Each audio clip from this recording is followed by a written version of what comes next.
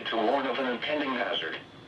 Test of the signal and receiver's performance are normally conducted between 11 a.m. and noon each Wednesday. If there had been a threat of severe weather, the test would have been postponed until the next available good weather day. Reception of this broadcast and the warning alarm will vary at any given location. This variability, normally more noticeable at greater distances from the transmitter, can occur even though you are using a good quality receiver in good working order. The warning alarm will be activated for hazardous watches and warnings.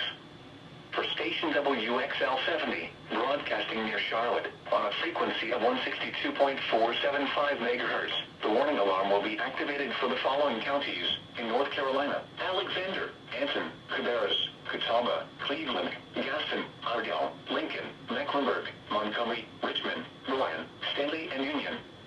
In South Carolina, Cherokee and York. This concludes the NOAA Weather Radio All Hazards Phone Alert Test.